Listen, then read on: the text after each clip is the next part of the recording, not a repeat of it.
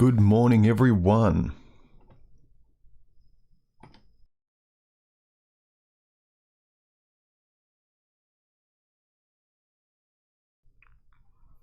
Hope you're all well, and please let me know if you can see and hear me properly. I'll just check the feed for a moment. So I'm not here talking to myself.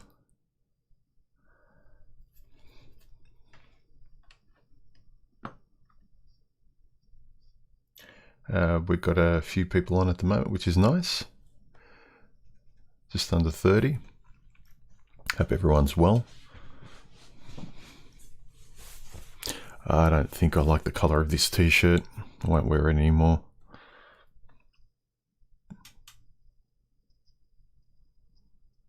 Okay.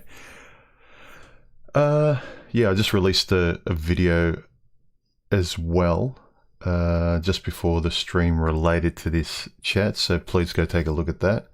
I wanted to release it last night prior to going to bed to give people enough time to look at it, but YouTube has a lot of checks going on before videos can actually go live and out to people, so it's just the way it is. Cool. Can hear me loud and clear.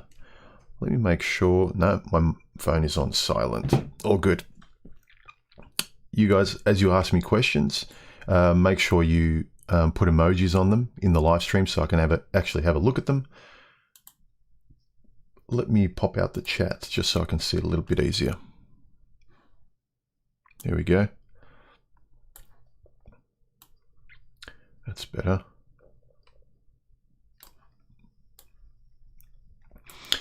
Okay, I'll go through some of the comments that stood out from the last one or two videos. That again, I always think is nice not to let them fade into the comment section, and you know, just in the rear view vision of YouTube comments history. The first one was from Indian Stand, who was responding to my video, "Who can you share your dreams with?" And he says, "My ex is living proof of how stupid I can be." Yeah, funny. Many of us, if not most of us, have been there.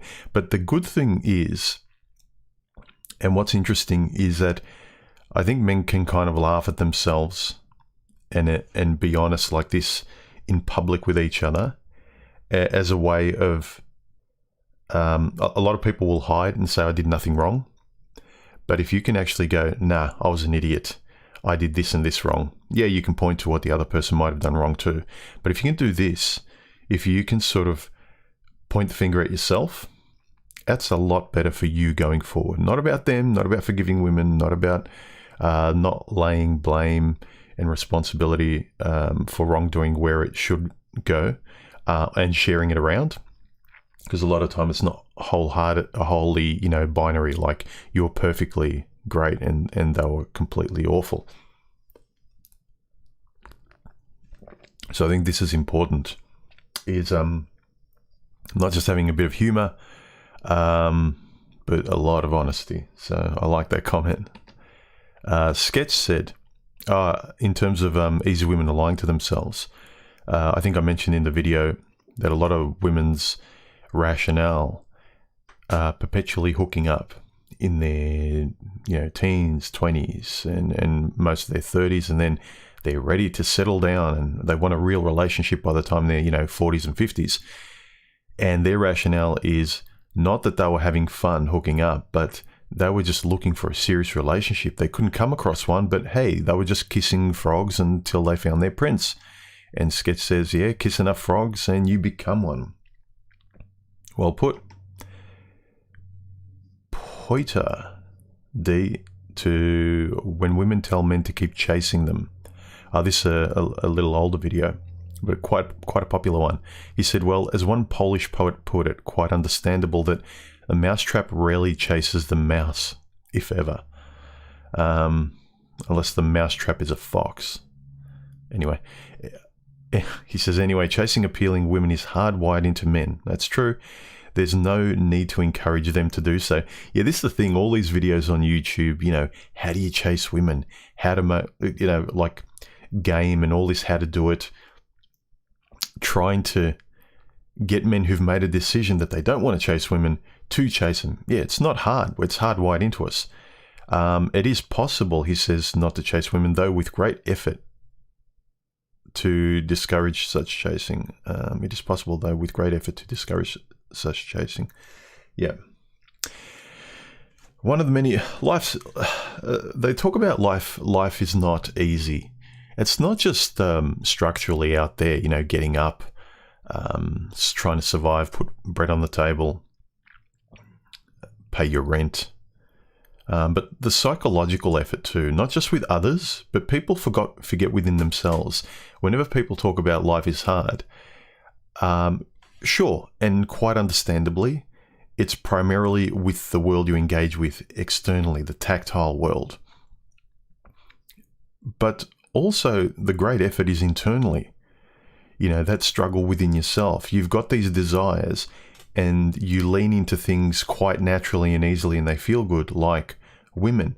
But given the environment, your prefrontal interrupts, as it should a lot of times. The crimson colored flags appear and it's like, whoa, something doesn't feel right. I think as men, we need to be, we can't shy away from our instincts. Too many men think, well, I won't trust my feelings, but they're your feelings as a man. If they're ones that are trying to keep you safe, and most things, most instincts, most reflexes, their primary cause is to keep you safe. It's in some way a survival mechanism. So whether or not it's chasing women, your biology and reproduction in general is trying to keep you safe and do something for you. When it's deterring you, it's trying to keep you safe. On the surface, if a woman presents herself as wholly appealing and she's fantastic and your eyes, in terms of just a human animal, sees nothing wrong with her. But with experience, with information, what you know, part of you interrupts and says, she does, but for my own survival's sake, not to throw away my own life, let me tread carefully. Let me check if there's any questions before I go on to the next comments.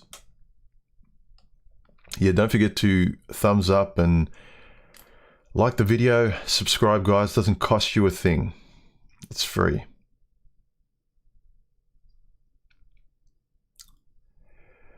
Good to see some familiar faces. We've had about 177 viewers on so far. Tara Aiko says the term deluded women is redundant. Yes, given the environment, it's made for women today, media and everything. But guys, don't also fall into the trap of thinking you're perfect. And I'm not blaming men or anything, but the best you can do for yourself is acknowledge the faults out there with the world or women, but objectively so. But objectively also look at yourself, look at your own pitfalls, look where you have your Achilles heel. So look at where your delusions are. Your delusions might lie in, I'm completely fine and happy locked in my house, I don't need anybody. But you can't sleep at night. You've got anxiety. You're fidgety. I don't know, you hear voices. Whatever it is, you know that something's off and you're not quite comfortable. Don't ignore that. If you are completely serene, like a still and peaceful lake, and life is beautiful, and you quite honestly want to keep it that way, great. Like, more power to you guys. But don't delude yourself. But also, like many of us talk about in the male spaces, it's you don't want to delude yourself in the way you interact with the world. And especially women, because again, I talk about women as examples so often in sort of my moral philosophy because they're the biggest Achilles heel to most men. I still believe that most guys, if they can actually learn to exercise their thinking around women, like, say, going to the gym, and your biggest problem, I don't know, is your biceps. And so you're always training them and working on them. You're always focusing on them. You're not taking them for granted. And because you know they're a problem or whatever. I'm just giving a stupid example. Because you're continually exercising it, the reflex of that muscle and how you relate to it is always going to be optimal in the way you want it to be. So for me, it's the same where if you know you're great in all aspects of your life and there's never any problem, life is sweet. But when it comes to women and relating to them, it's like a light switch. It is with many men. It was with me for a long time. It's like you just become another person. And you get frustrated when you're on your own so much more because you know better. I'm smarter than this. I think about this. I write about this. Like some of these other guys that you might say, well, they're being silly too. They might have the benefit of not having thought about it, not delving into it, not introspecting in relation to it. But it feels even worse when you really dive deep into these subjects and the interrelationship between you and women in relationships and that kind of dynamic, and you make the same mistakes as a wannabe Chad over there that's not thinking, that's just kind of going with biology. So don't delude yourself as well, guys.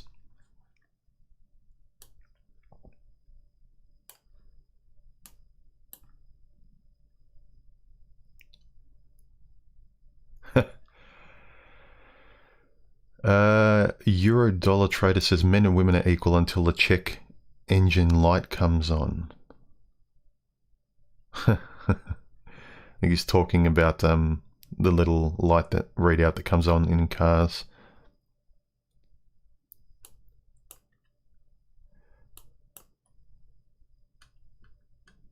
Hey, Mr. Highway, thanks for the super chat. He says, silly rabbit, love is for kids. I always kind of say, like, we tend to buy the definitions that the world gives us, especially today. Have you ever noticed how much more prevalent and incessant and pummeling advertising is to us today? We used to have only like 2 or 3 channels back in the day, and it was very hard for companies to even advertise. Money was prohibitive, and even writing books was prohibitive. So you had to sort of reach a certain echelon and pass through the gates of excellence, or some sort of a high level. But now, all the world runs on, the mechanics are built around advertising and how we think. And it's not just, we think it's advertising on products like, buy this shampoo, but it's buy this thinking, which helps you buy the shampoo. It's everywhere. So before they weren't trying to control your thinking as much, as far as I can see. Sure, they were. There's always propaganda. But now it's advertising in the form of just thinking and making you malleable to be more susceptible to buying products, voting certain ways, thinking certain ideologies as being your religion, and then how that will lead you to your buying habits, spending habits, where you live, how you think, things like that. So it's really interesting. That's why know thyself is more important than ever. Thanks, Mark OTB. Thank you for the super chat. I'll get to your comment if you've left one in a little while. Remember, if you want to ask a question in the live stream chat over there, to my left, is it? No, to my right, to you, to your right. Make sure you highlight it with emojis. Make sure I can see it as different to just the comments that are going on. Thanks, Luke, for the super chat donation. He said, would be interested in a video on how to keep yourself motivated. Hurt my knee recently, and sometimes I really struggle with rehab. As long as, at least you're rehabilitating, Luke. I would focus on the other things you can do. Kind of like, a lot of times I play games with myself when I'm limited temporarily. And I say, okay, what other things say, for instance, you could, again, let's go back to the physically working out metaphor. Say through the week you do legs, you do back, you do, like, say you split your workout and you do different body parts during the week. Then all of a sudden you break you sprain your ankle, say, and then you can't do legs. You can't you're limited in the leg exercise you do. You can do some, but say, for instance, you can't do legs at all. Then what I like to do is, cool, that time that I can't use for legs, how can I do something else or improve another area that I couldn't fit time in with, given my totality of workouts? So it's the same in life. If you're doing things, when you temporarily are limited with one thing, try and fit in something that you've neglected or that you just haven't had time for, or might not have been as important, but now you can give it some importance just because you have the time and you're forced to. Sometimes it can lead into other things. So do what you can. If you can't change it, it is what it is. You need to rehab, because then later on, then you can get back on track. Make the most of the time there that you can't kind of spend on, using your knee. Use the other stuff. It's kind of like now you've got all this block of time that things that use your knee could be taken up with. Now, do things that you put on the shelf. Maybe. That'd be my suggestion. That's how my mind thinks. I always think in terms of time. How am I going to fill my time up? I like doing things. And it's not that I do the same things over the week. I'm a creature of habit. But there is a lot of things I like doing. If I'm not doing a stream, I'm doing something else. I'm writing, I'm going for a run, I'm going to see friends. I'm creating something on my own. So even if I'm on my own, I have a lot of things that I can do. And when I'm kind of burnt out on one thing, for instance, say I've written enough, or I've done enough YouTube videos for the week, or I can't do any more, I can create some music. And so I've always got some sort of creative outlet for myself, but then also out in the world, like I said, family, friends, just going to the supermarket, going for a walk, listening to a podcast on my headphones while I'm walking. So there's just a lot of things. Well, hopefully people have more than one or two interests, because I think the control freak of me also doesn't like, I've got so many different things that I enjoy in my life, and they're all very cheap and easy to do, and none of them can really be taken away or affected that much. Anyway, I'm blabbing. Let me get back on with the stream. Ted1775, human, I also appreciate that you don't get caught up in using terms like alpha and beta. Yeah, I can't stand those things. I think they're posturing. If you're actually talking in relation, like, with the animal kingdom, the alpha male and blah, blah, blah. Similarly, when men posture with women, blah, like, for me, there's nothing wrong with that. But when you start literally describing men as alphas and betas, which is a term really derived from the animal kingdom, they're kind of lions are almost automatons. If you're relating men like sharks, like, we do this, we eat, we hunt, we mate, we're the alpha. It's like, you're on a computer, man. You have a bit more in you than that.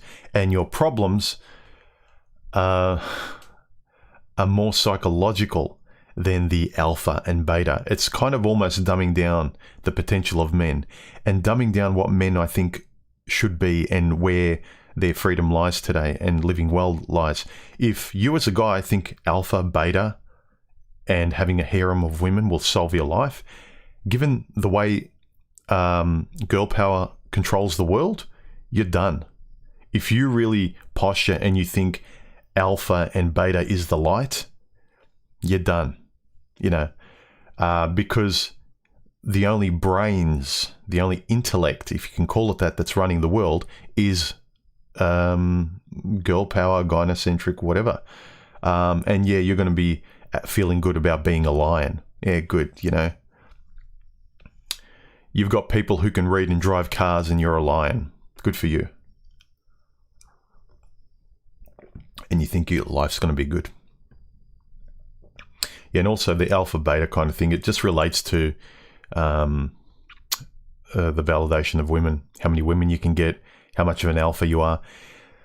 So some people talk about alpha and beta as like in relation to other subjects, but at its core, it's about, you know, how alpha you are in terms of women, how women want you, how you've got this harem of women around you. There's the big alpha. Yeah, the toughest reproductive male. Maybe also I kind of really didn't think much about it because I'm naturally not reproductively motivated.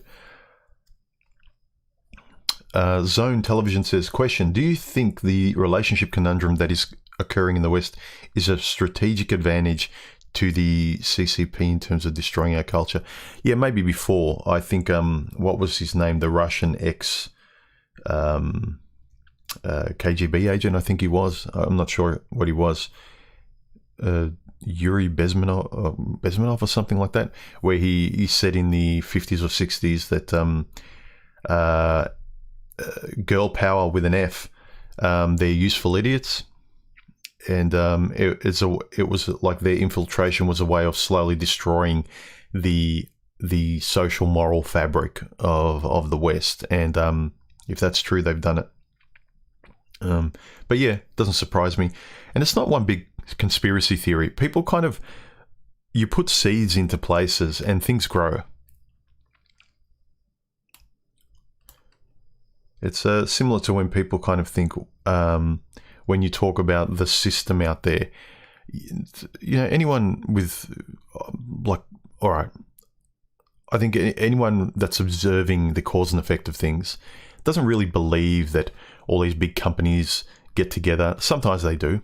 They have sort of they have summits and things where they do discuss things, but it's not really for the specific purpose of making sort of big controlling sort of directions in the world.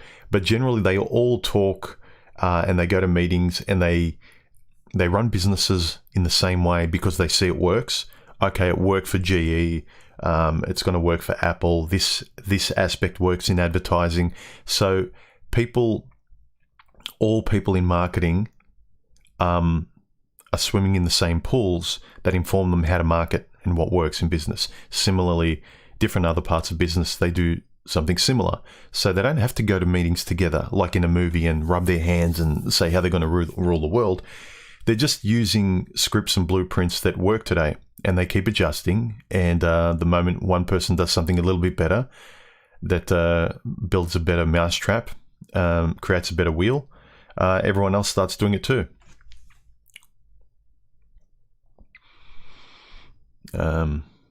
What do you guys think about my color over my video? I don't mind it. A little bit of teal and orange. Okay.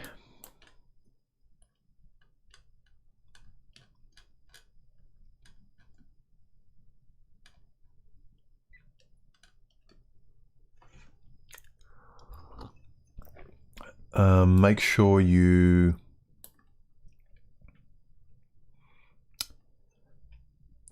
highlight your questions, guys. Pod, what's your opinion on settling for a friendship with a woman when she's not keen for anything more than that? Seeing a few other girls anyway, but it still feels like an insult in a way. Well, at least it's honest. A lot of times guys complain about women not being honest. Well, if she doesn't want anything more and you do, well, I suppose bad luck. At least it's clear. It's worse when they keep you on a string. They're vague while they're out, and you know they keep you in the friend zone, but they intimate in certain ways. Well, I don't know. They throw little scraps to you like, "You'd be the best boyfriend," and that's it. And it keeps you hanging on, saying, "Oh, it's just a matter of time. She really likes me." So, yeah, I'd say at least it's clear.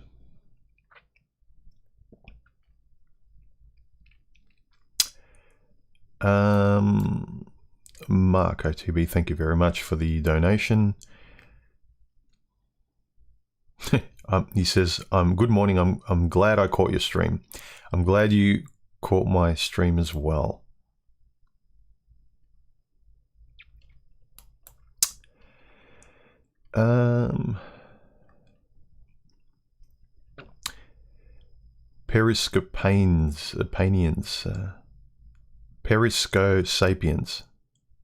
Pericosapiens, sorry. Thank you for the super chat donation. I appreciate it.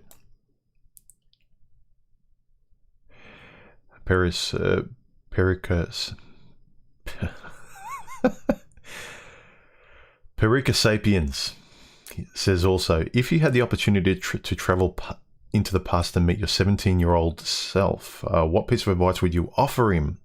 This is an interesting one. I would just sort of, I think just generally what most people say. Not so much don't give an F, but just try and exercise the muscle of don't be afraid of anything. There is just so little, when you look back on what you're scared of or worried about or walking on eggshells, and it's not just in relation to women, there's just so little to be worried about.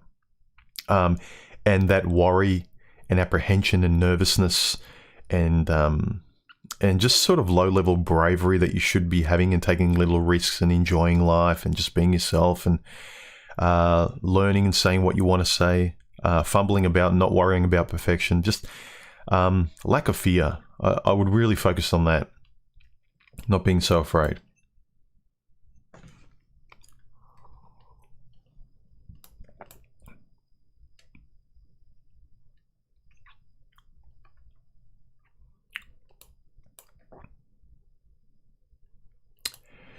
Star Fox, know thyself is tattooed on my chest. He says, I have more wisdom than my family, 100%.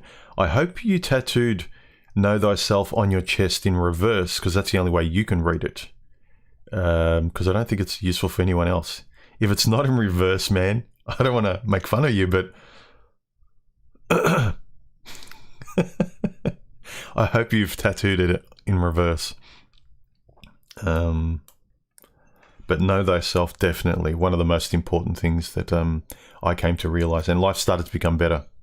You still have your challenges and things can be a bit touchy here and there, but if you're always focusing on what do I know, where's my book of knowledge, depending on this situation, it's always better than what do I do now? I know, no, I'm feeling this old feeling. I'm feeling nervous again. I don't know what to say again. I'm feeling cornered again. I'll just sit here while people dominate me or, put their foot on my neck. Know thyself, know how to speak, know your thoughts and how to express them. That was probably the biggest one for me. Not just know thyself, know how to think, know how to make those thoughts, organize them into writing and through speech. So that person can formidably kind of defend you. So I defend myself through the way I speak and my thoughts to other people. And that kind of makes you feel good, protected. It's almost like you're protecting yourself. So, yeah, know thyself, gentlemen. Know thyself. However you can do it.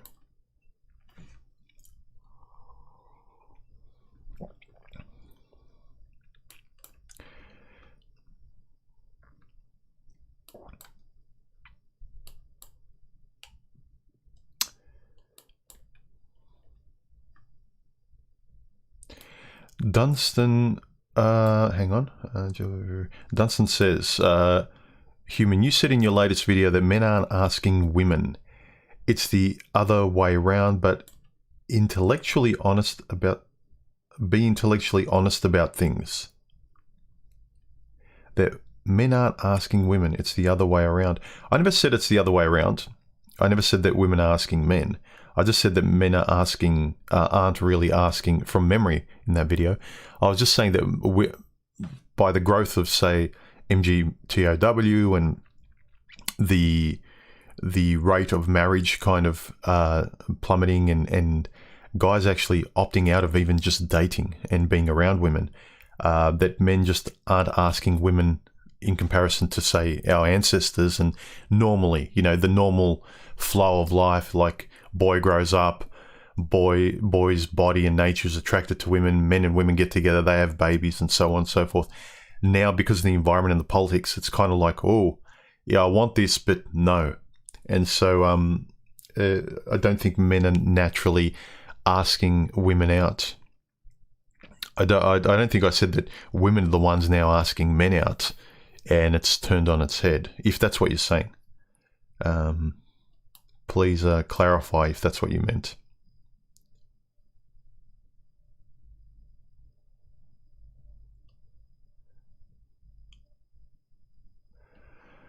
Remember, guys, if you want to ask a question, put some emojis before or after or both, just so I can see them in the stream, because there's a lot of comments. There's about 300 people on at the moment.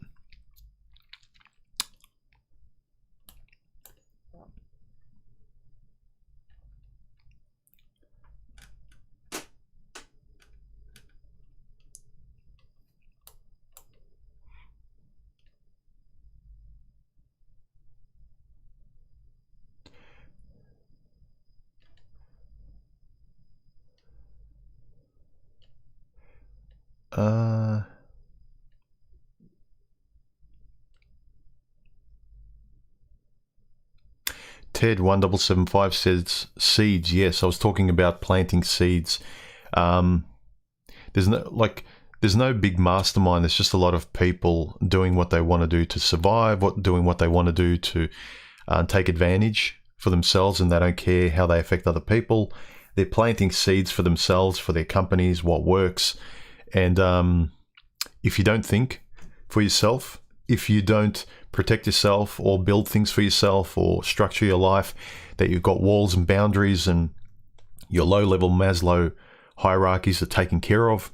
So that's what makes me feel good, where the base of my Maslow's pyramid is as rock solid as I can always make it, and that's the predictability of my life. So anything above, you know, you kind of, and I'm not talking necessarily in terms of like self-actualization, I'm just talking in terms of survival and what happens in life. So if you kind of take a step forward and, like, you know, you have a job, you lose a job, as long as you protect the base and you never drop below it, because that's where real primitive survival comes in, and you can't control anything.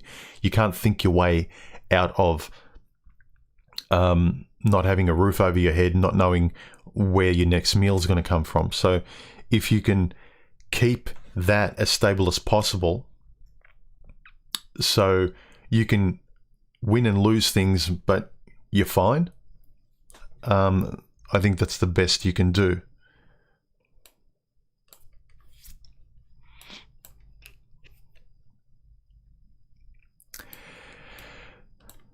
Coiled Steel says most PUAs are con artists. Yeah, I would agree. Look, the appeal of a lot of PUA. I haven't watched a lot of PUA. I haven't watched PUA for a long time. But I remember when I first encountered it on YouTube many years ago, before I started making my own channel. The ones I saw, I could tell why they were appealing. They were well spoken, and they always referenced human nature, biology, science, the human animal in terms of the male and female, what works if you're struggling with this. So it's basically question and answer, like cause and effect. So it's very, it spoke to the male practical mind. And it was very kind of sensible, and I could see why it was popular. But, oh God, I can hear a lot of kids outside in the street. The joys of living in suburbia. Anyway, lost my train of thought as soon as I mentioned kids. Red Sings of Blue, thank you for the super chat. Yeah, I need to sort of keep needing to get back to your email, man. I will get back to you. I don't know why I've been so... I feel like I haven't had the time... look, I kind of know in the last week or two why. That's untrue. I've had some stuff happen in my personal life that's taken up a bit of time, but just generally, I haven't felt I've had the same amount of time, but it feels like I'm rushing everything, and I don't know why. And when I look at it objectively, there's no reason. There's just a feeling that's sort of surrounding me, like time is rushed all of a sudden in the last 2 weeks. Weird. Anyway, if I figure it out, I figure it out. Yeah, Wet Palette Warrior. Girl power with an F is excellent marketing. Yes. Yeah, happy Easter, everyone. Whoever's, if it is your Easter now.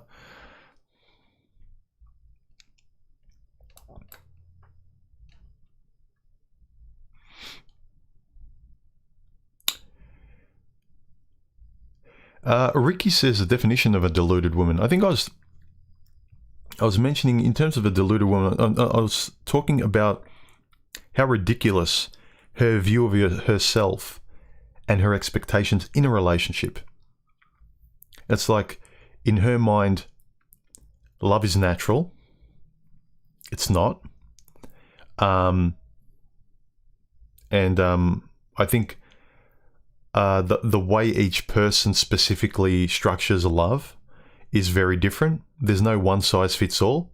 So, for instance, if you're an extrovert and I'm an introvert, your definition of love to mine is very, very different. I mean, what's the broad definition? Yeah, you like each other, you sleep with each other. It's very vague. So for me, love is very specifically intimate and subjective. So also your definition of a deluded woman. If I think the incompatibility, there's that delusion, even if you're both sensible, but then also you've got the fairy tale princess kind of delusional woman where she hasn't changed the way she wants to love, be loved, and be with a man in terms of being entitled and served by a man in that romantic context, being the princess in the movie. A lot of women haven't really moved away from where they get their good love feelings from when they're with a guy. They haven't moved away from that storybook mode. So I mentioned this in a few videos.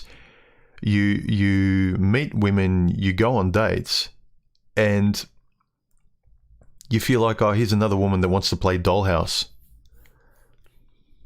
So again, why you need to know yourself, know exactly how you're going to talk, what questions you're going to ask, how you're going to converse, how open you want to be, because you want to get to know the person. You want a compatibility, a familiarity with you and the other person. It's not like, oh, please, I like the look of this person. They're nice. I'm nice. Let's make it work. It's not about being nice. I've gone out with a lot of women who are really nice, but completely incompatible. So you got the obvious problem of not a nice person with not a nice person, or two different personalities. And on the surface, it seems like it should work, or just we need to understand each other more. No, you don't need to understand each other. I think the best chance, especially in today's environment, with men and women really having a lot of friction, no common ground, at least back in ancestral times, whether men, specific women or men liked it or not, there was one kind of script to do relationships with, and it didn't care what you wanted in your personal, like, subjective experience. If you wanted to have a family, or if you wanted to get with someone, this is the way you do it, via this script. If you didn't, society would shun you. Take it or leave it. Now you can do it any way you want, but you want to be lazy too. No, you need to know yourself. You need to know how you go about it. And specifically, now there's no universal social script. You make up your own, which means you need to care about your moral philosophy and your ethics and all that kind of stuff. So, yeah, now familiarity and someone who's compatible is all that matters.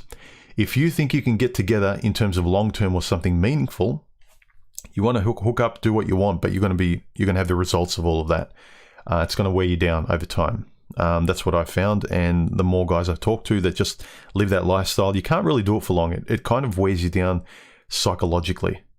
It numbs you. It's kind of like real life porn. So, anyway, this live stream will probably get flagged because I said the P word.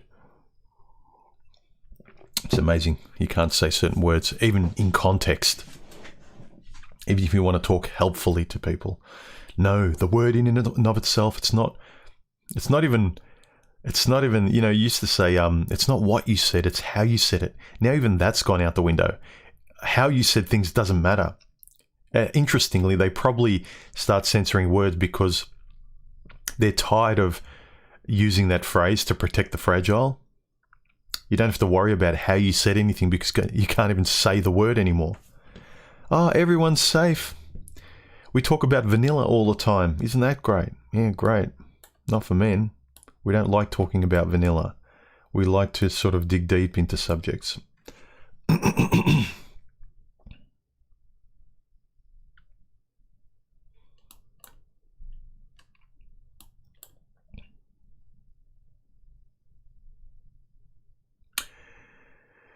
Remember, guys, make your questions stand out.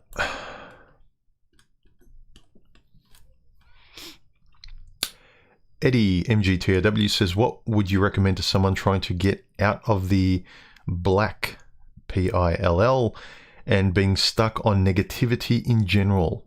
Well, my first instinct is don't consume videos that titillate and that stimulate that part of you. It's very easy when what's familiar. If a part of your entertainment, you know, just always results in you staying in a place that you don't like, start limiting it or start replacing it with other kinds of entertainment. Go towards the stuff that gives you happiness or makes you feel good. There's stuff that makes you feel annoyed, angry, combative, defensive, and sometimes it can fool your mind. You think, that's where I feel defensive and strong, when I get annoyed and angry and I'm throwing mud at women and the world and politics and the system. But it's kind of like that strength, that defensive strength is tiring. And sort of joy doesn't reside there. As much as you can sort of make your life calm, that's what I look for. Happy, calm, loose, sleeping well, you know, things like that. You can't kind of be strong and sleep well. You can't sort of tense up and like sleep. You have to be relaxed. Life has to be better and good and calm.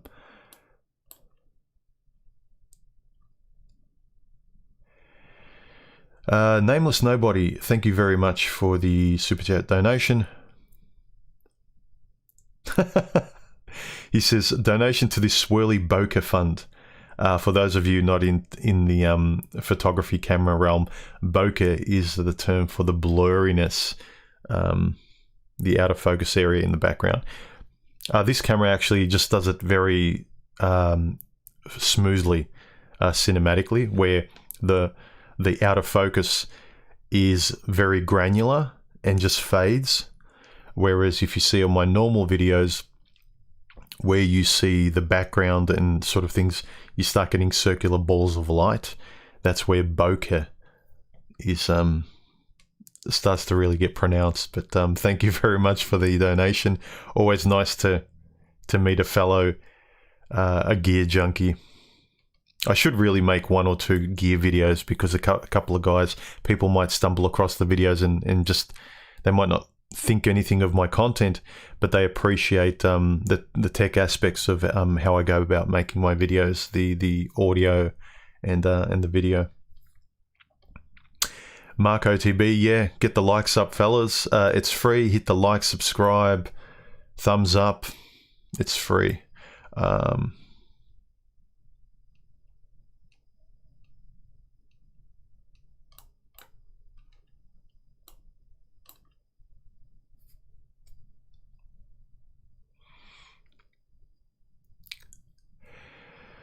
Funasol Monkey Mook says, do you believe in dual realities? Are you Mandela affected? Thanks, brother. I've heard of the Mandela effect, but I haven't looked into it. Dual realities. No, I try and simplify things to sort of one frame of reference. When I split my focus, I find it kind of hard. Managing to a couple of different things, compartmentalizing, yeah. So, for instance, if I'm in one mode, I focus there and I pause something else. So, you know, if you go for a walk and you're listening to things in a more meditative state, that's one mode, and you hit pause on, I don't know, washing the dishes or going to see family or friends. So you can't sort of have all of your life spinning plates at the one time. But dual realities, no, I can't really answer the question in terms of the Mandela effect, sorry.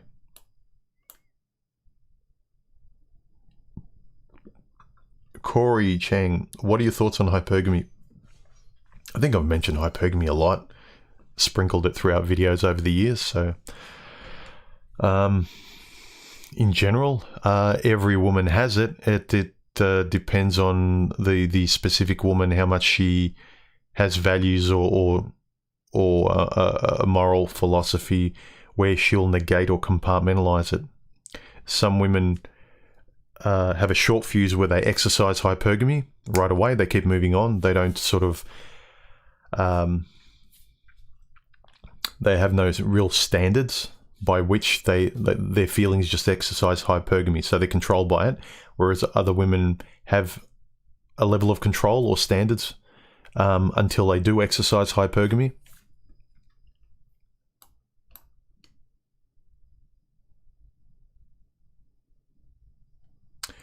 Jason, how many women are becoming aware of us? Are they clueless? I think a few are discovering our mindset. I don't know. But at the end of the day, I don't care because it's kind of like if no one's coming to save you guys, you have to save yourself. So it doesn't matter really what the world thinks or what women think. Yeah, the women in your personal life. But then again, if you have good friends that understand you, if you want to talk about this stuff, they should understand where you're coming from. So what they think and how you converse with them, maybe it matters to you to some degree. But if they know you, it shouldn't be too much of a problem.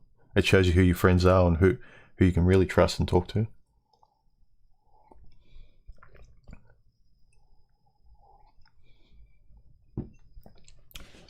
Yeah, Cord still says PUAs can help you get the girl, but useless as to what to do after you get her.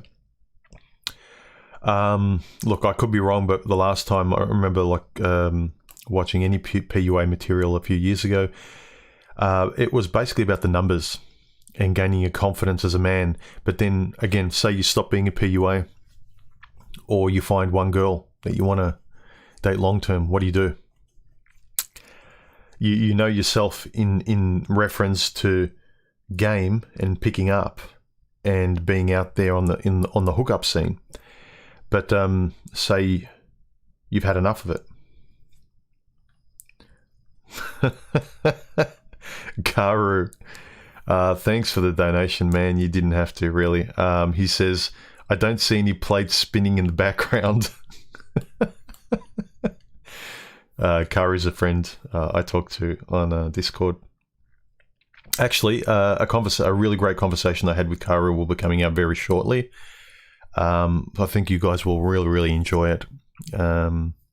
It's about certain aspects of relationships in terms of why they affect us after we break up, and in almost irrational ways. Like, for instance, when the worst kind of woman, like objectively, like I'm just throwing it out there, like some a single mum stripper that's got a drinking problem and's an addict, and you have a fling, but then you start liking her, then you break up, and you know she wasn't good for you, but she affects you more than others. Whereas you go out with a sweet girl, and when you break up, it's like, yeah, whatever.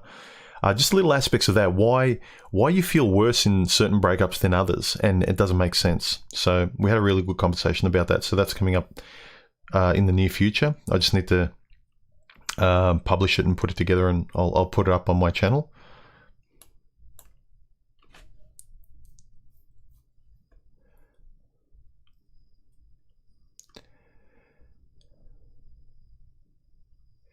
Ted 1775, human has not been feeling regular. No, I haven't. And I don't know why.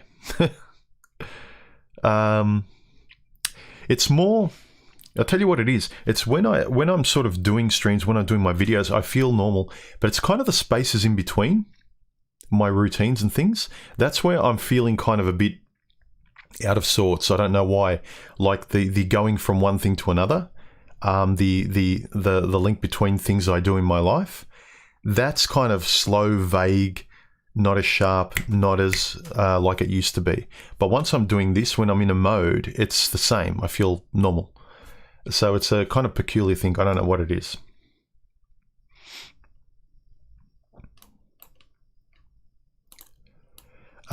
Praying for the asteroid.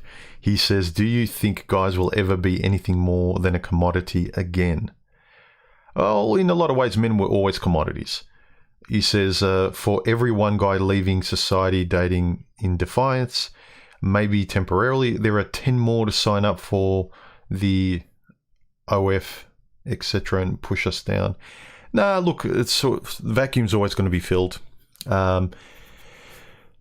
In some ways, the frustrating thing, women aren't going to learn because they have no reason to learn. For every, like I said, one guy who gets to know the pill, there's 100 more guys ready to kind of come in and sort of take up the reins and be naive and learn hard lessons, and women are just going to be worse. So it's just the way it is. So the only way you can alleviate the stress and the anxiety and the frustration with the world and women and dating is to kind of move away from it, even if you want to interact with women, but move away in the sense of being who you were in relation to all those subjects, and look at it from a different mindset. Frame it from a personal point of view. What do I want? How do I want to react? Where are my limits? Where are my boundaries? How do I want to speak? How do I stand up for myself? It's like I.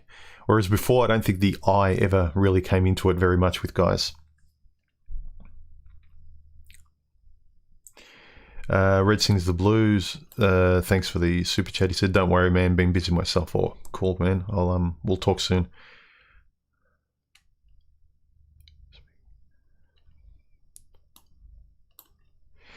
Trevor says, human restlessness, one of the 5 hindrances you are experiencing, not being in the moment, generally speaking. Perhaps. I've been doing a lot of nice stuff, not necessarily nice.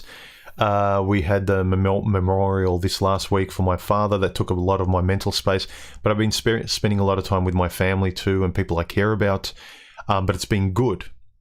So I think I've been in the moment with other people, and I've been sympathetic, so I haven't been I haven't locked myself away as much as I did. But like I said, it's not when I'm in moments, it's the space between moments that's kind of feeling a bit different, a bit slower or something, a bit no, not me. But again, I've got the kind of brain, if I obsess over it, I'm never going to come to the answer. I'm just going to waste a lot of mental energy. So I'd rather just keep going, because it's not like I'm not being productive. I am. I'm still as productive as I was. It's just kind of those kind of drifting in between.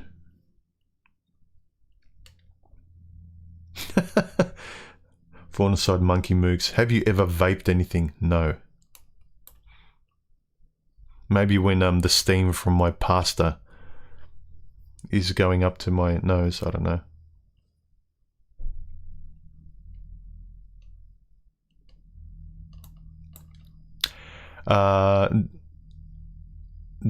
DUC Agace says, could you define what you mean by sensible?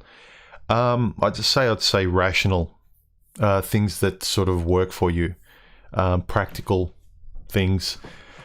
When you do something in life, you and someone else would say, oh, that's sensible, that's practical, that's reasonable, that's logical. That's generally what I mean.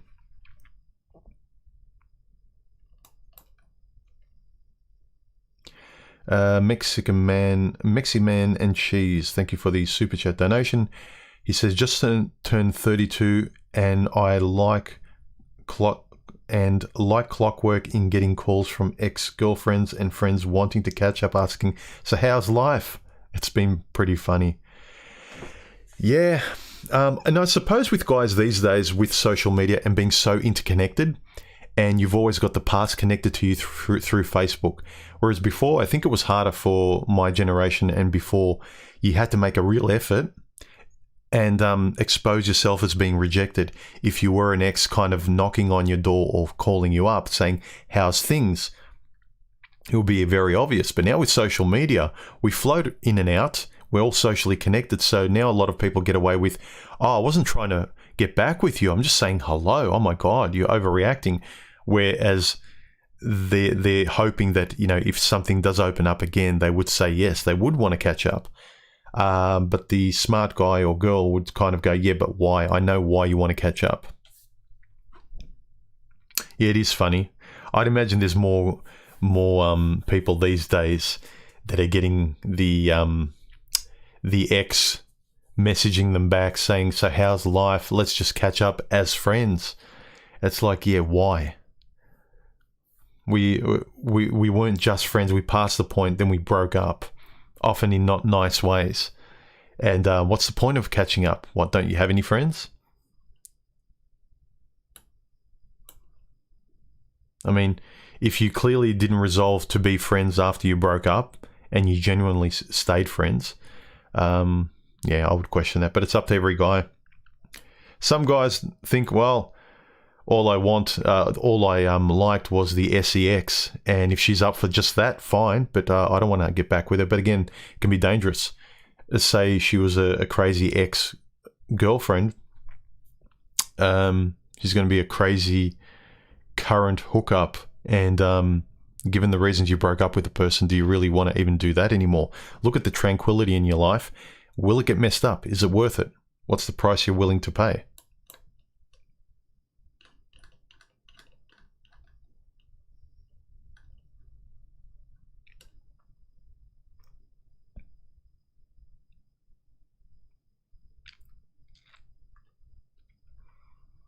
Wet Palette Warrior says, when did duty fall out of the lexicon with regard to relationships?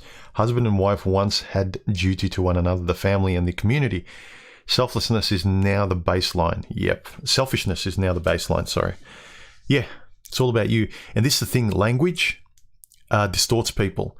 So I'm all for being self-centered in terms of knowing yourself, but people take selfishness in terms of like, it's cool to be selfish, it's all about you, it's all about mindfulness and, you know, being you and doing what you want and finally thinking about you, but it's not a healthy you. It's you using the world and using other people and not caring about others.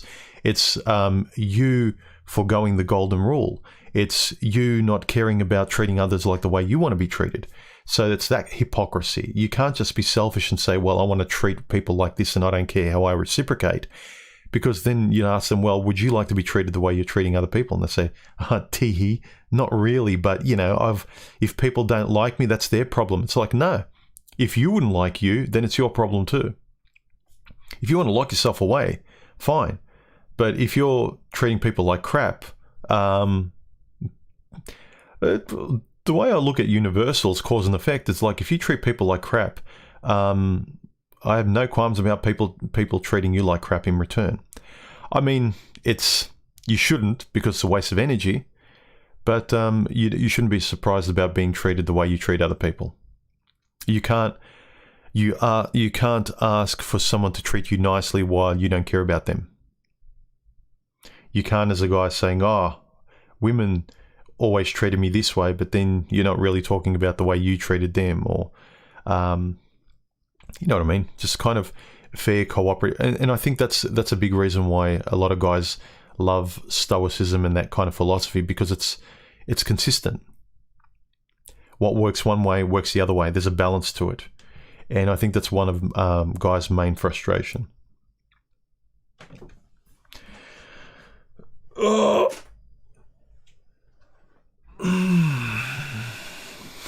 Human, is that Bailey's in the glass? No, it was coffee.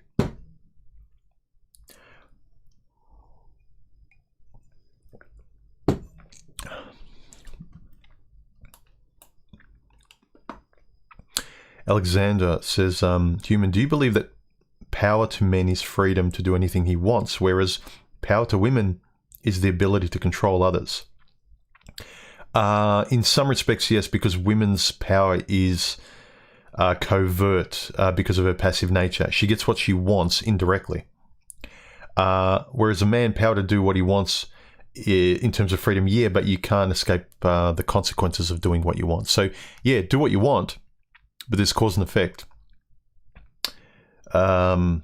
So you're free to do what you want, but you're not free from the consequences of doing what you want, men or women. So if women want to control others because that's their sort of covert way of operating in their nature, because women don't generally act, they don't generally ask guys out, they don't generally pay for dinner, they don't generally, so you can't say, I don't want to do anything, I don't want to contribute. But then there's consequences to that too. So the less it comes back, the less of a conversation and a back and forth there is, a fair dynamic between people. You can't just be selfishly free, especially in relation to people, because no one likes to be used to a degree where it's embarrassing, where you've got no self-respect. So yeah, I'd agree generally with the comment.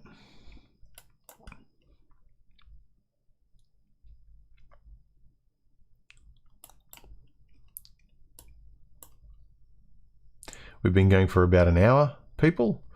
Let's start asking. If you got any questions, make sure you throw them up before we wind it up.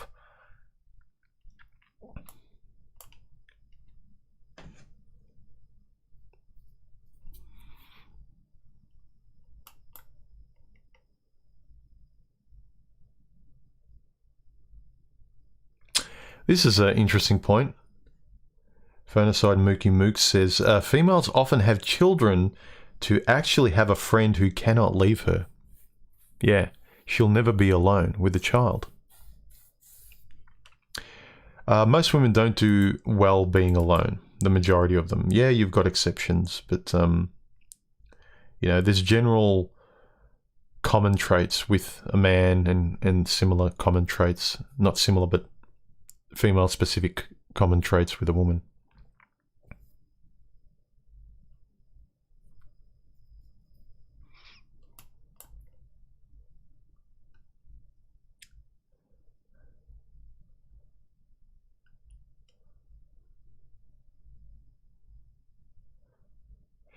Phonocide Mookie Mooks, human, do you think the shadow and collective consciousness has a big effect on society? Yes, especially the collective consciousness, because it's so connected socially now through social media. So yeah, and people aren't looking at it. People are coming up with a lot of gaslighting to excuse their shadow, not integrate it, and not look closely at themselves. Hydrostatic, Rollo Tomasi, just keep spinning plates, bro.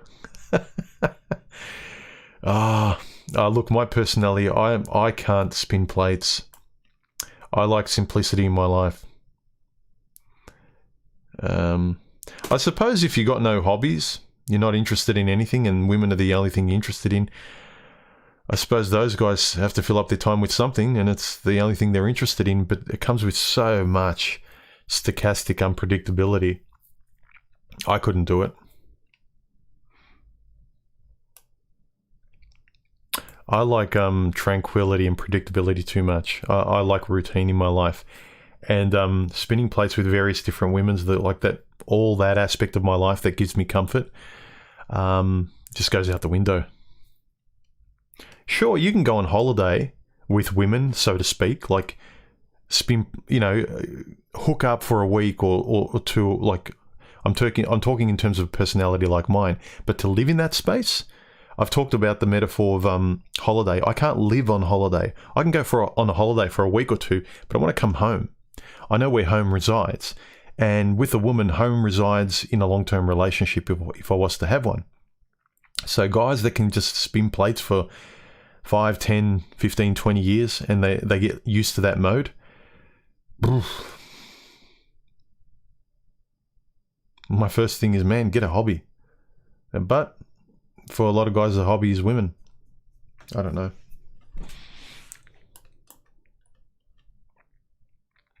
Remember, guys, if you want to ask a question, make sure you make it stand out with some emojis or something visual.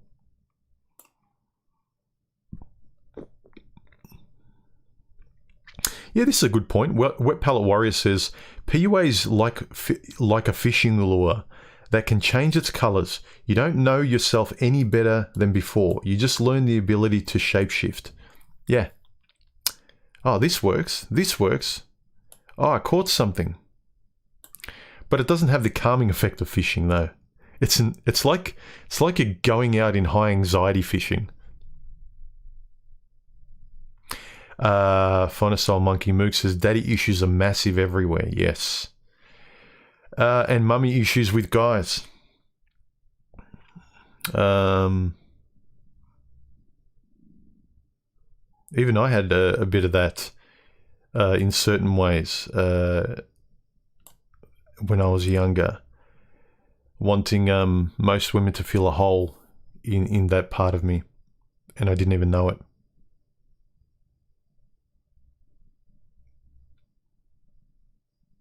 Yeah, Coiled Still says, Roller Tomasi is supposed to be married with a daughter. I don't know. I've heard rumors that he's married, or that he got divorced. I think he is married. I'm pretty sure he is. He's got a wife, because I think he was quoted as saying, "You need to game your wife to keep her," something like that. But I heard a rumor he got divorced, but I don't know if that's true. But yeah, I heard that he's married. That doesn't bother me so much. Like, it's not like, well, he's a sellout, he's married. If what he says, if parts of what he said are true, why do you care who says it if the thing in and of itself is true?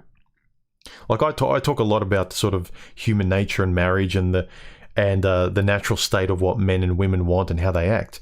But I'm not necessarily always talking about me. People are very literal. It's kind of like, well, if the person isn't living a perfect life in accordance to the reality of biology and all of that, then he's a sellout. Like, I don't want to have kids. I never have.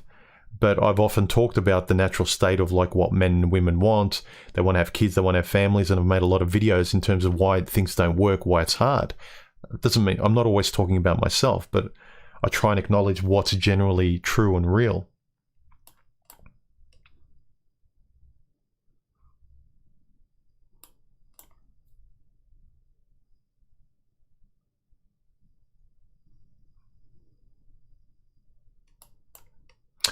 Let's go over to some other comments. Naylor,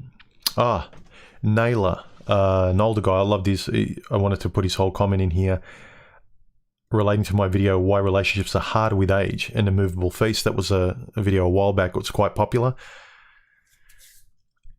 I think it was the one where it had the white background, no, the orange background with me in black and white on the thumbnail. He says, I look back. I'm going to be 54 this summer. As a young man, I have few options with women. Maybe I didn't notice, and I did play the incorrect hand of just ignore them, they will come to you. That only works if you are considered handsome on a cultural standard. But now, what of it? I think of things I could have perhaps done differently. Took more of a chance, pursued, behaved like every other guy. Look at me type of thing. Would it have worked? It doesn't matter now, because I am now almost 54. I have spent my whole life alone and trying to change or get more crimson-coloured pilled or whatever at my age concerning women will look contrived, silly, and, well, will look rehearsed, practiced. Yeah, I agree. It wouldn't be me. Yeah, exactly. You want to be yourself or feel comfortable where you don't notice yourself posturing. It gets embarrassing. It wouldn't be me, and it would look desperate at my age. I was at a small show pre-COVID. I saw so many women my age, and men too, trying to behave like they were at the age of 20 with the physical aspects of being in their late 40s or early 50s. It looked almost desperate. The younger people there, by the looks on their faces, saw right through it. People my age applying techniques for younger people looks really desperate. Yeah, I've mentioned this in a few videos. Trying to date when you're older and the incompatibility with other people, it's really obvious when you're sitting across with someone who's completely wrong for you, you know, dressed up with like makeup, push-up bra, trying to sell herself like a 20-year-old. And you trying to posture and talk in ways like a young guy, where you can really notice that if your personalities aren't immediately compatible, it's a joke. Whereas your personalities aren't well formed and you don't know yourself, so the external superficial posturing when you're younger is all that matters. So when you see older people posturing superficially and they don't know themselves and they're pretending to laugh at jokes and trying to look sexy, it's a bit cringy. He continues to say, I wouldn't say I am hard or cold, but trying to settle down now at my age with someone like-minded in a more natural way without the cell phone and still the expectation that I'm going to chase, pursue, perform, prove to her how I am the guy for her at my age is a bit stupid. I agree, and I wanted to put that comment down. That's really a lot of things people need to consider. You know yourself and only the real aspects of life and who you are morally matters. Opposites don't attract. Looks and superficiality might kind of attract for a very thin and short part of the interaction. It's kind of like, yeah, they're hot, but let's see if we're compatible. Whereas when you're younger, compatibility is just, we're hot, I like her, we can laugh and have idle chit-chat about nothing important because I don't want them to leave, I want them to stay.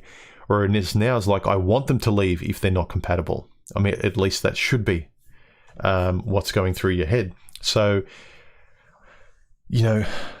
complete compatibility comes to the forefront in terms of your personality and your values. And it's clownish now. And I felt it a lot in the past when I did go dating in my midlife and, older. It's like, oh, I don't want to be here.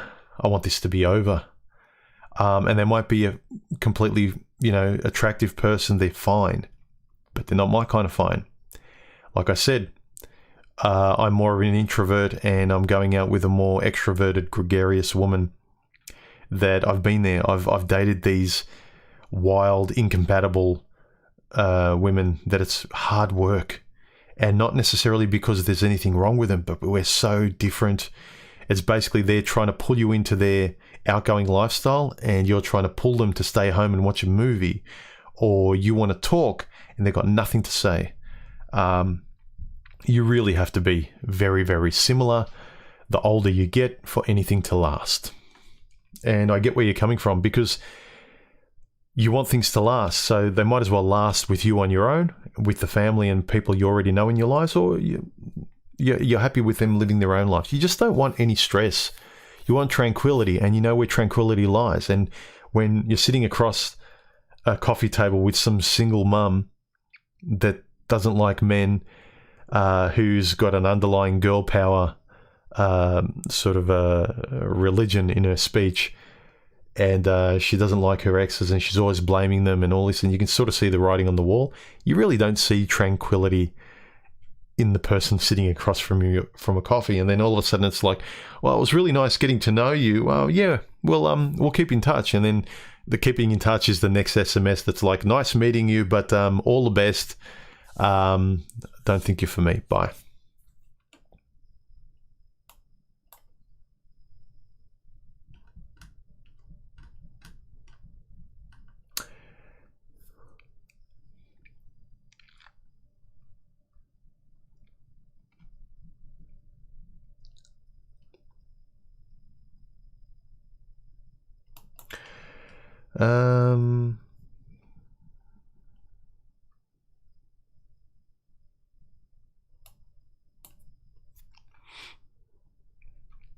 Ted1175.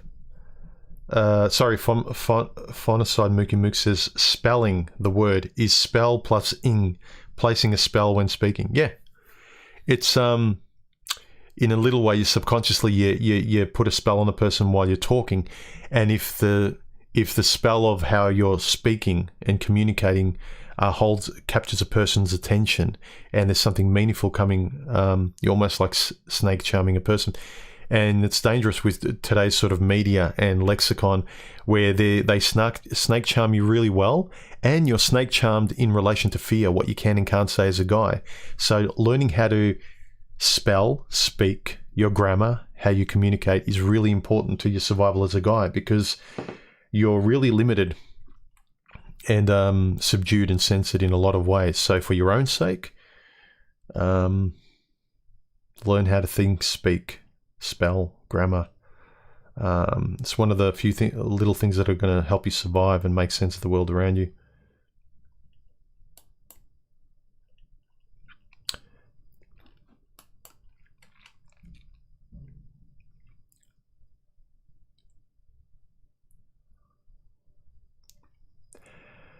Crummy VCR, human in an honest as you can put it, do you think we are in an end state because of the rot around us currently?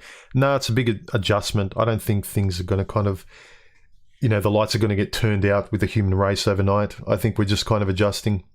It's a teething process to something else. Whatever it is, I don't know. But we're adjusting. It's a big turning point in civilization, historically speaking, I think. And who knows if the turning points coming forward are going to be worse, that'll make this turning point almost irrelevant. I don't know.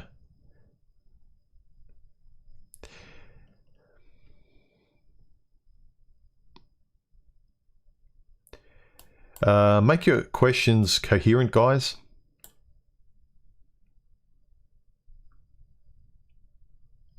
Stoic Monk, he says, I'm an older brother to my sister. I believe you mentioned you have a sister. Yeah, I do. She's younger than me, so I'm the older brother as well. He says, how do you feel it played a role in your early dating and later relationships? Not sure, other than as I got older, in my early dating, not anything at all because my sister was too young, but when I was dating in my 30s, I remember having much more mature and deeper conversations with my sister because we're interested and we like having those discussions with each other. So I think I chewed on a few topics and got her point of view, which was good. But that was later in life, later dating, and even now. But earlier on, I can't say it really made it made a big influence.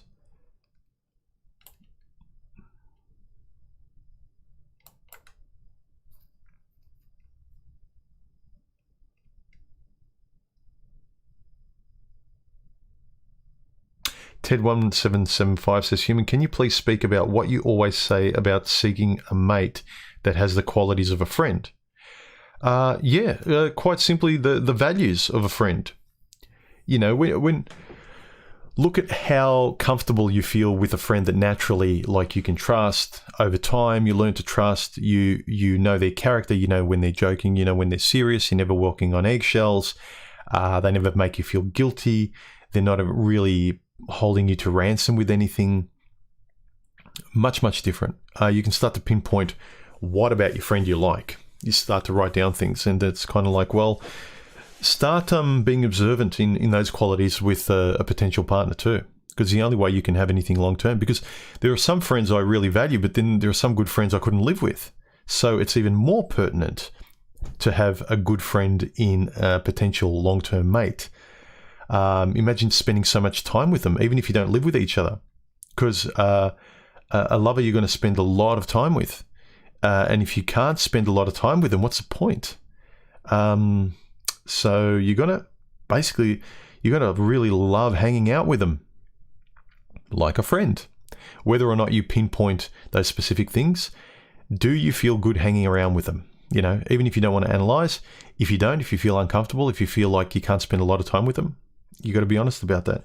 And then if you need clarity, you'll need to reflect on why those reasons are.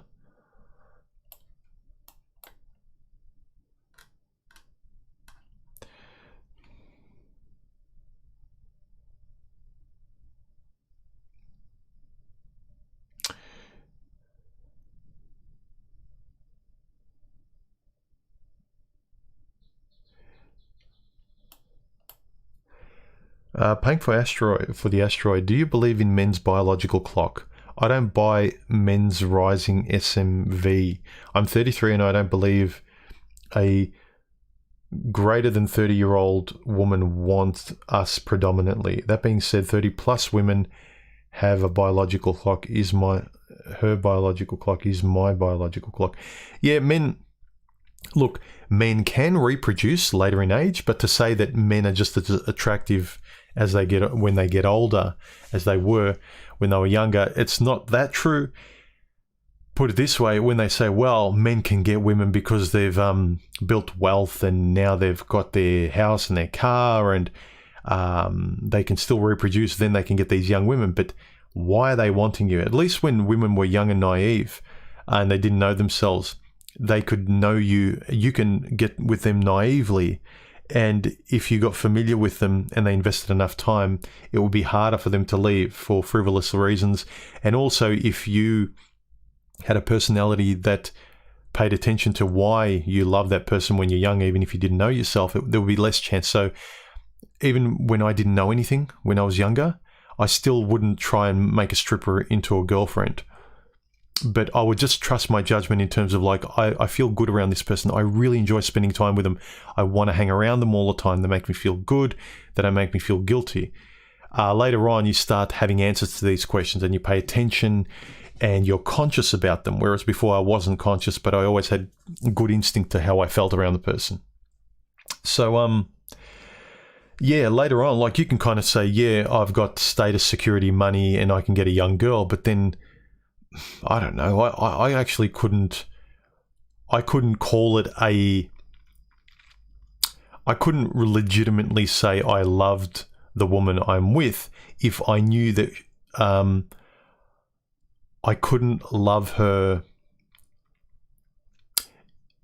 in the way I find meaningful in terms of trust with family, friends, or how I might have felt when I was younger and naive, but with respect to sort of trusting her with my life. So if you're just going to hook up and have women and partners at a distance, fine. But again, look, are you fooling yourself? If you're saying, well, I'm a 60-year-old guy, I'm rich, and I've got a 20-something-year-old girlfriend, and I know she's with me for the money, but look at what I can get. And yeah, I love her, but I'm in control. You're in control with money, but one of the unsettling feelings I get is that, is it real? Just like my friends and family, the things that I think I value and love, the people, if I lost my job and everything about me and all that was left was my personality as human, as a person, they would still be there and love me, my real friends that I know through experience, trial and error. If I can't say the same thing about this bimbo that's with me because of my power and status, the posturing of I'm a real man and I love this 20-year-old woman, and sure, she's with me for the money, but I'm with her for her looks and fertility and her youth.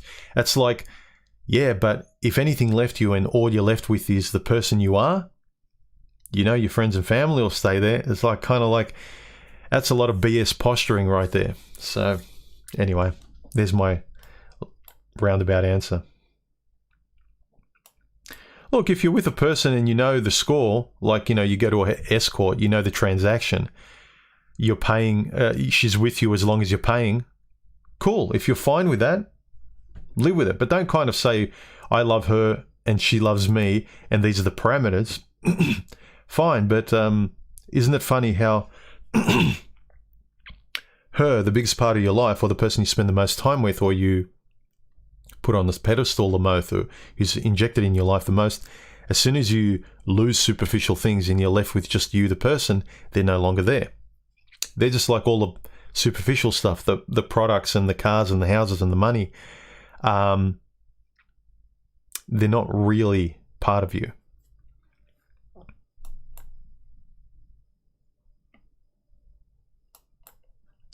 Let's go through some more of the questions. Third wave RED pill. Is she even capable of a relationship? He says everything that would make a woman an unviable wife has been determined to be a virtue now. This is true. You know, you can be unhealthy, overweight, obnoxious. Anything that's not healthy is now virtuous. He continues, when every woman no longer has the ability to fail, all of them will end up as failures. This is true. If you have any standards, if there's any standards and hierarchy to health, morality, everyone's going to fail. You can't kind of scream and say, well, everyone's beautiful. Then nothing's beautiful. You can't say you should love a woman no matter what. Then there's nothing to the meaning of love anymore. It's only when you have a standard to something that you can really know the shape of it. Lat QCD92 says, in relation to my video, is she even capable of a relationship? He says, men that think women are great before the current dating culture mess them up are still struggling to let go of the bad women are a recent invention myth. Anyone who has read the writings of older thinkers know that this has always been a problem, and such women have been written about for ages. Even the Bible warns people to avoid such women. This is true. And today's gaslighting in the world, in media and women and girl power narratives are telling you that good is bad. And an obnoxious woman is just someone you're afraid of, and your masculinity is just kind of, fragile. You're afraid of a strong, independent woman. It's like, no, these women naturally react against my impulses to trust a woman, to have a family with her. They're very sensible reactions. I think men really, like I said, don't shy away from your feelings as a guy, because they're your instincts. If you need to label them as instincts instead of feelings, fine, do that.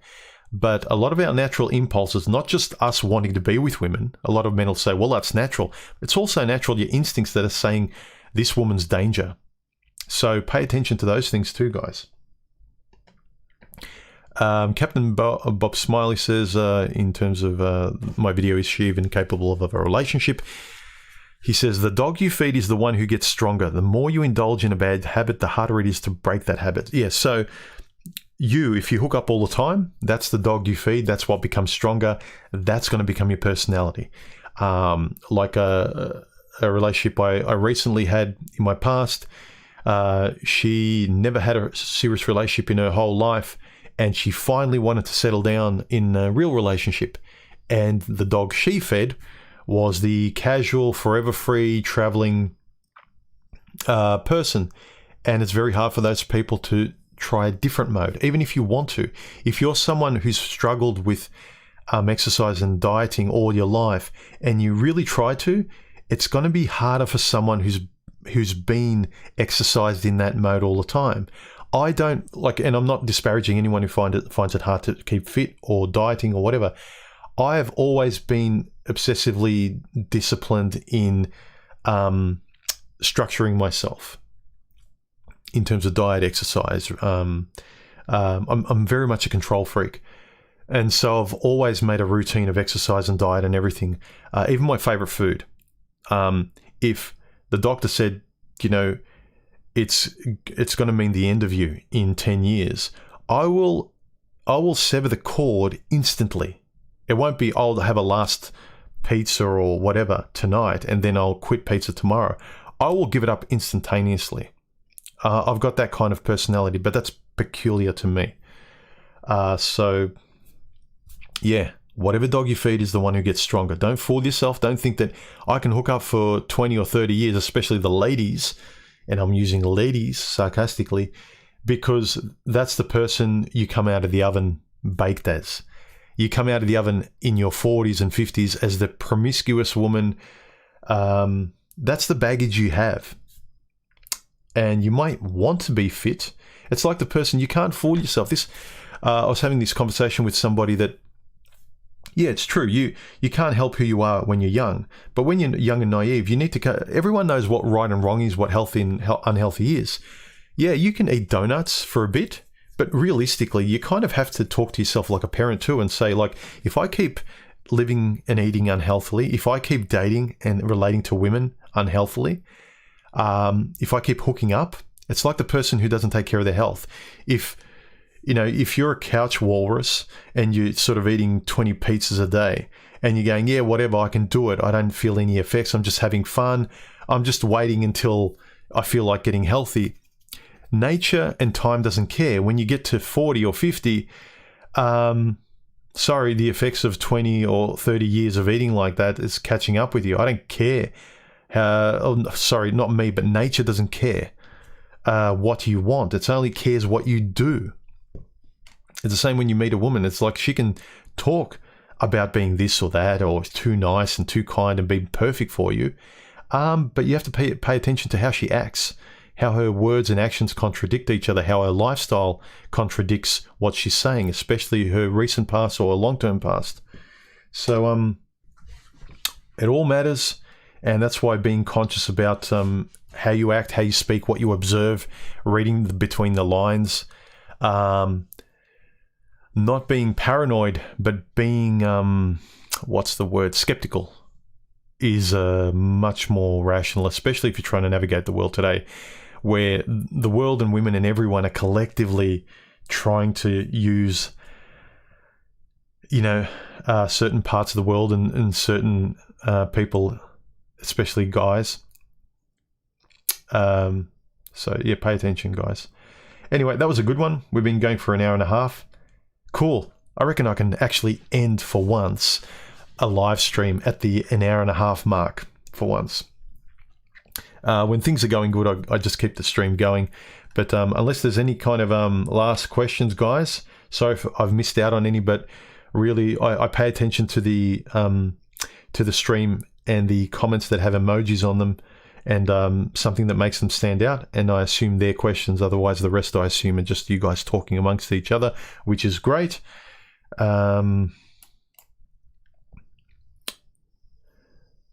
So yeah, circling back to the topic of this, can you love a deluded woman? And deluded, I mean in terms of the video I just put out, the type of women who have not evolved or self-reflected since they were teenagers.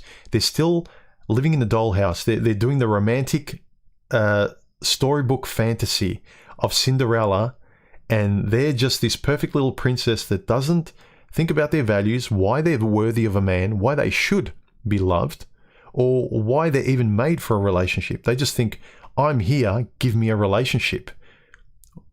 This is unfair.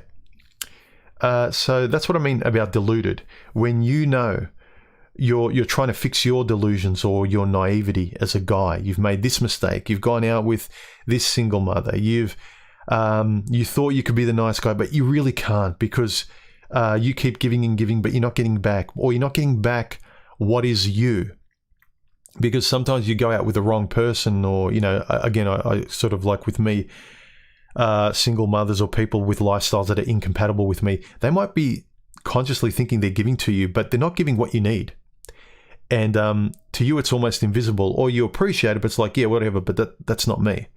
For instance, you think there's some women that think, how are you romantic to a guy? I buy him flowers, or I take him out to dinner. But someone like me, it's like, that's not romantic to me at all. I just want to spend time with you on a couch.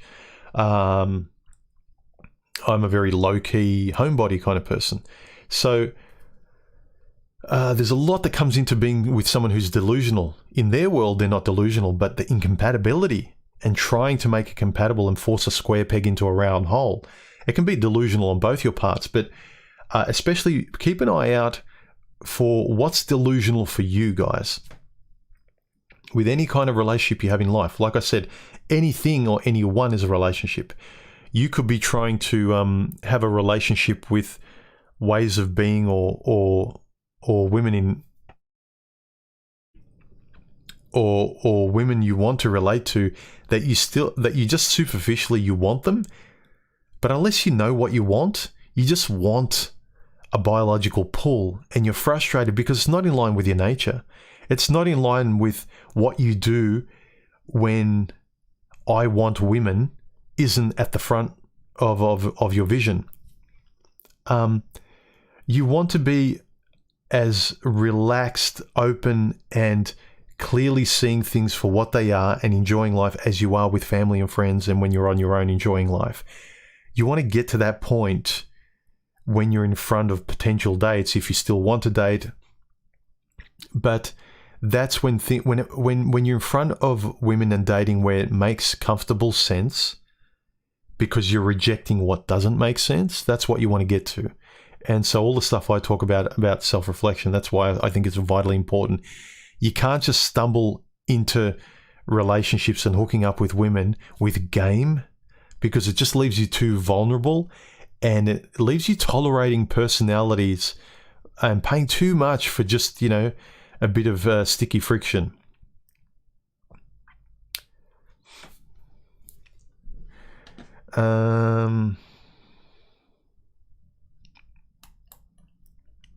I think that's it, guys. Any last questions? Shoot them and then we'll end.